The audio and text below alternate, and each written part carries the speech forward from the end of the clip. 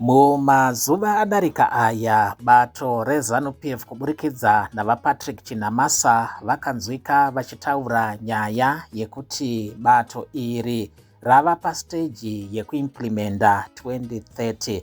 Pari zvino misangano mubato reZANU-PF haisi kupera, uko kuri kupiwa feedback yezvakabuda kumusangano wakaitwa kuManicaland muna October, musangano weconference yebato reZANU-PF, apo pakabuda chisungo chekuti vaEmmerson Mnangagwa vari kufanirwa kuramba vari mutungamiriri wenyika yeZimbabwe kusvika mugore ra2030, zvisinei neresistance inonzi yakanga iri kune chimwe chikamu chiri kutsigirana naVice President Chiwenga, chikamu chiri kutaura kuti 2028 sarudzo dzinofanirwa kunge dzichiitwa munyika yeZimbabwe. Ivo vaEmmerson Mnangagwa vakaudza nhengo dzebato iri pakupendera musangano weconference yakaitwa kwaMutare kuti dzinofanirwa kugadzirira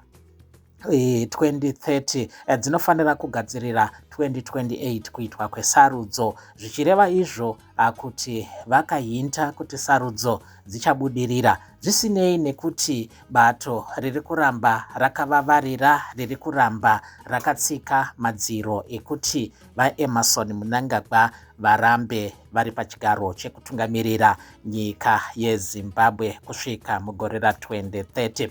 Naizvozvo nezuro pakabuda mashoko, pakatenderera mashoko ekuti dare Pardon Gambakwe anova muridzi weGambakwe Media pamwe chete naPrecision Muzadzi vatakura nyaya yekuchallenja bato reZANU-PF neresolution number 1 vachikwidza nyaya iyi kudare reConstitutional Court remuZimbabwe, apo pari kutaurwa kuti chikumbiro ichi kuendeswa kumatare edzimhosva kuri kuitwa nyaya iyi, chinangwa chacho ndechekuda kusanitiza 2030 kuti ange achibudirira.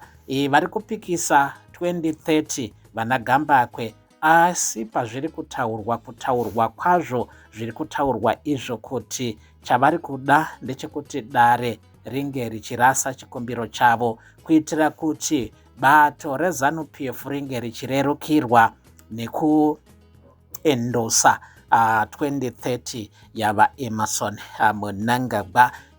Agenda kana kuti resolution inova yakonzera makakatanwa akaomarara munyika yeZimbabwe, resolution inova yakonzera kupesana kuvatungamiriri vebato reZANU-PF. Ndiwo mashoko mureZimbabwe aripo pari zvino maererano nechikumbiro chiri kuitwa nebato reZANU-PF. Kubva zvatakabva musarudzo dzegore ra2023, bato reZANU-PF mushure mekuona kuti ratadza kuwana 2/3 majority mudare reparamende, pakabva patanga kushandiswa sengezo Chavangu pari zvino ari kunzi ndiye zvekare ari kushanda nana Gambakwe pamwe chete nechikwata cheIbhecho leKaZulu chekubulawayo, avo vari kutakura nyaya kuendesa kumatare edzimhosva kupikisana ne2030. Zviri kutaurwa izvo kuti sengezo, magweta asengezo ndiwo akapuripeya court challenge iyo iri kuendeswa yaendeswa kuConstitutional Court. Sengezo mugore ra2023 tichangobva kusarudzo akazongobudikira achitaura nyaya yekuti iye ndiye akasanobata chigaro chaSecretary General webato reCitizens Coalition for Change. Ndiyo kubva atanga kudzinga nhengo dzakanga dzasarudzwa zviri pamutemo neruzhinji rwenyika yeZimbabwe pasarudzo dzemageneral elections dzakaitwa musi wa23 August 2023, apo bato reZANU-PF rakaedza matrix ose kunonoka kuunza maballot papers muBulawayo nemuHarare paine chinangwa chekuda kufrustrata mavoters. Izvo zvakaita kuti sarudzo dzipfuudzirwe mberi kusvika muzuva rakatevera vanhu vachingovhota zvikakonzera nyonga. Sangano remubatanidzwa wenyika dzakuchamhembe kweAfrica reSouthern African Development Community rikashoropodzawo nzira yakaitwa nayo sarudzo dzakagadza vaEmmerson Mnangagwa pachigaro chekutungamirira nyika inova temu yepiri inova zvekare final term yava nemakakatanwa. Sangano reSADC rakati sarudzo dzakanga dzisina kutevedza zvisungo zvekuitwa kwesarudzo zvakanyorerwa pasi nesangano reSADC mugore ra2021 pamwe chete nekutadza kuremekedza mutemo wenyika yeZimbabwe. SADC yakazobuda nechisungo chekuti maparties enyika yeZimbabwe vanofanirwa kutaurirana vakorekte mamistakes akakonzerwa nesarudzo dzegore ra2023. VaEmmerson Mnangagwa vakazoenderera mberi nekugadzwa kuva mutungamiriri wenyika painauguration yakaitwa musi wa4 September 2023, asi inauguration iyi yakabhoikotwa nevatungamiriri vakawanda venyika dzemudunhu reSouthern African Development Community SADC avo vane muono kana kuti vakanga vaine muono wekuti vaEmmerson kupinda kwavo pachigaro vakapinda nenzira yechikiribidi isingafanirwe kunge ichiendoswa naani zvake. Ndiwo mashoko muri yeZimbabwe. Zvakazotevera ndizvo zvekushandiswa kwasengezo chavangu. Bato reZANU-PF rikazowana 2/3 majority mudare reparamende mushure mekunge sengezo atadza kufiudha makandidates mune mamwe maconstituency akanga adzingwa nhengo dzebato reCitizens Coalition for Change, zvinova zvakazokonzera kuti aive mutungamiriri webato reCCC vaNelson Chamisa vange vachiramwa kutungamirira bato reCitizens Coalition for Change vachipa zvikonzero zvekuti rakanga rakomberedzwa nevanhu vakanga vasisina zvido zvekushandira ruzhinji, asi kuti rakanga rakomberedzwa nevanhu vane makaro vari kushandira homwe dzavo. VaChamisa vakakurudzira nhengo dzebato reCitizens Coalition for Change kuti dzaifanirwa kuwithdrawa dzibude mudare reparamende sezvo ivo vakanga vasiya. Takaona isusu maMPs mashomanene ndiwo akakwanisa kuregedza akakwanisa kuwithdrawa mudare reparamende vanosanganisira Fadzai Mahere, Gift Ostalos Siziba nevamwe vakawanda. Naizvozvo izvi zvakava mavambo chinangwa chiripo pari zvino, chinangwa chekutsigira urongwa hwavaEmmerson Mnangagwa wekuti 2030 vange vachitonga. Pari kutaurika kuti maMPs aripo pari zvino mudare reparamende vanotora instruction, vanoudzwa zvekuita nasengezo. Izvo zviri kutaurikavo kuti pari zvino sengezo ane urongwa hwekudzinga dzimwe nhengo dzebato reCitizens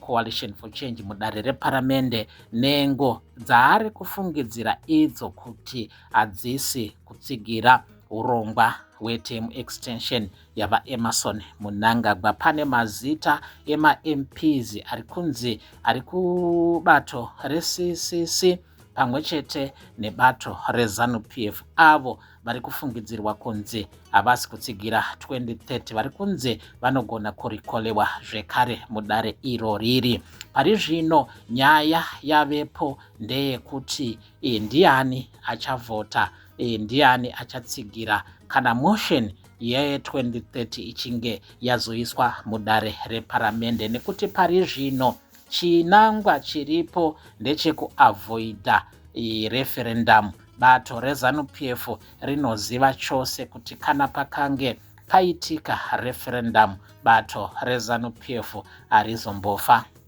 rakabudirira, harizombofa rakawina, nekuti veruzhinji vari kutaura kuti pasi na2030 nekuda kwezvikonzero zvakasiyana-siyana, nekuda kwedambudziko riripo munyika pari zvino rekushayiwa mishonga muzvipatara, vashandi vehurumende vari kurambavo vachichema-chema, pamwe chete nekukepchwa kwaitwa nyika yabatwa kuti dzvi nezvigananda, ndizvo zvaita kuti nyika ruzhinji vange vachipesana nebato reZANU-PF. Ndiwo mashoko mureZimbabwe aripo maererano naPardon Gambakwe. Gambakwe tinoziva tose kuti nhaurwa dzake zhinji dzaanotaura padandemutande ipapapa dzinenge dziri dzekunyepa, zhinji dzacho anenge achingotaura zvinhu zvekukwezva vanhu kuti vange vachiona mavidheos ake,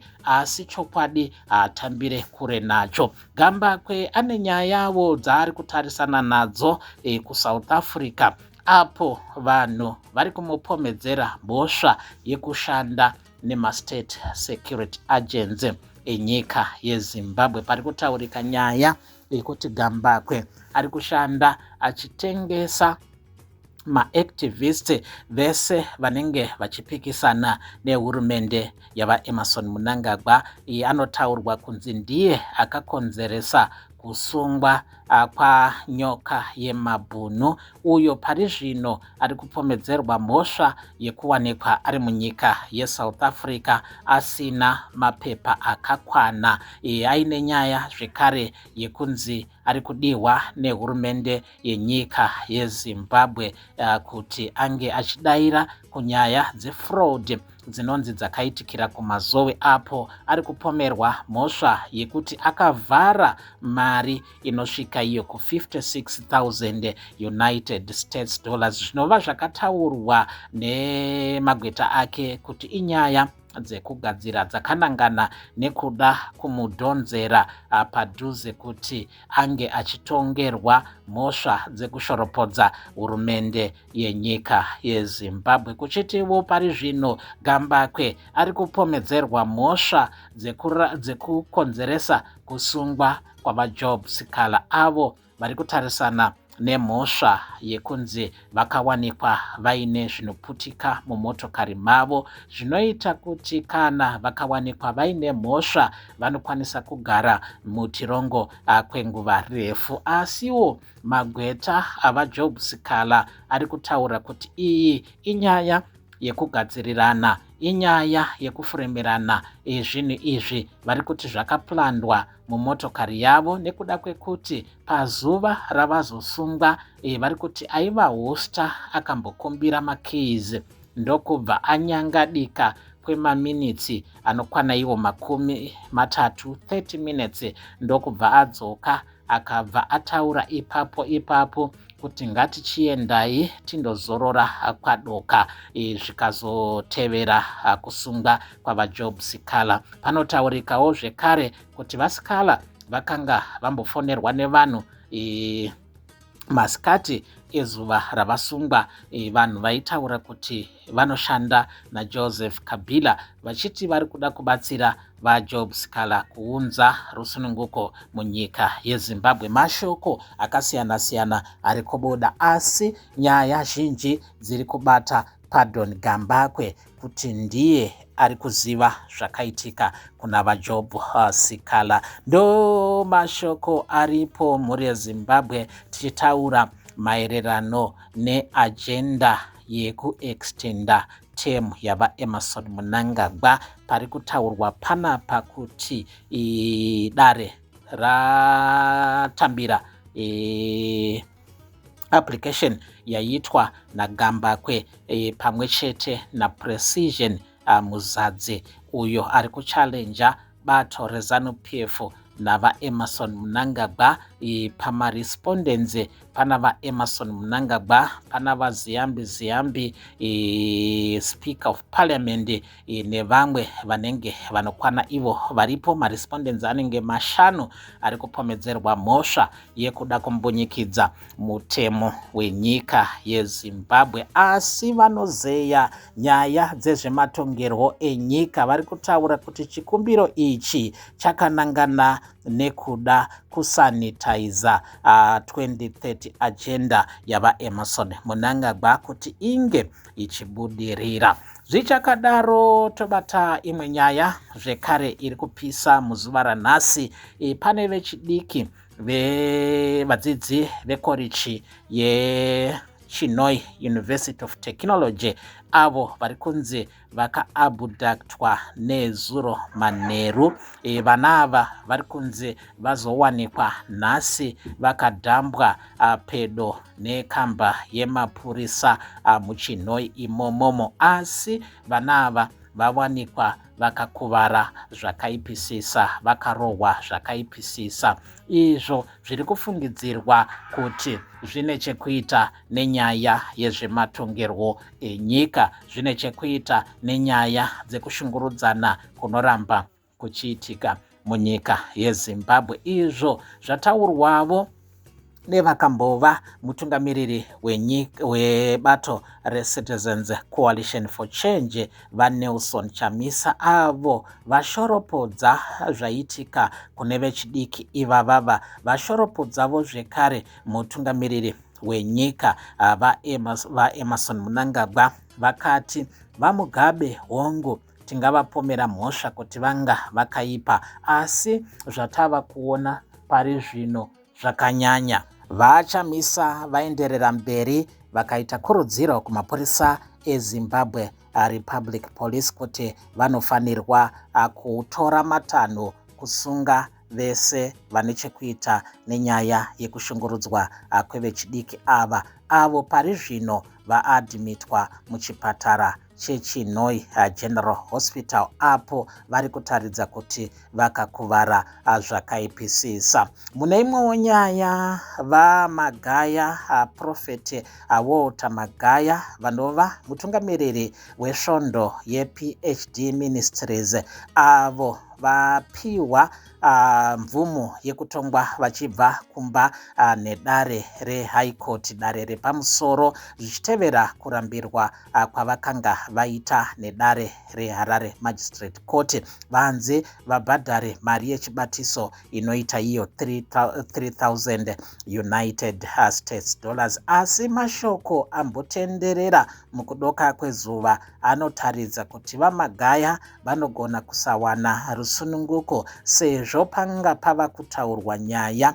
yekuti pane vanhu pane mapurisa kubva kuchikamu cheCriminal Investigation Department avo vanonzi vanga vakavamirira kuRemand prison kuHarare Central kuti vavasunge zvekare kana vachinge varegedzwa pamhosva yavakatarisana nayo. Zvinotaurika kuti pane dzimwe nyaya dzavari kutarisana nadzo, inosanganisira nyaya yemumwe mupurisa anonzi amhan'arawo nyaya yake yekuti mwana wake akabatwa chibharo. Pari kutaurika nyaya dzakasiyana siyana kuti kumusoro kwacho kunova kwakabva order yekuti vange vachiburitswa nhasi kune kukakatidzana kwaita kuti vange vachidzoserwa mukati kana mashoko ataurwa ari echokwadi. Zviri kutaurika kuti panga paine kukakatidzana kukuru. Zvinotaurwa izvo kunze pane dzimwe nyaya dzava kutarisana navaWalter Magaya. Zvichakadaro, padandemutande pane muono wakasiyana siyana wanyuka zvichitevera kuonekwa kwaitwa baba Harare vachiridza kumusangano webato reZANU-PF waitwa kuAquatic Complex muguta reChitungwiza, mudhorobha reChitungwiza nhasi, kumusangano weInter-District meeting uri kuitwa nebato reZANU-PF, apo bato iri riri kuti riri kufamba richipa feedback yezvakabuda kumusangano wekonferensi yakaitwa kuManicaland, apo bato reZANU-PF riri kuti rava kuimplementa resolution number 1.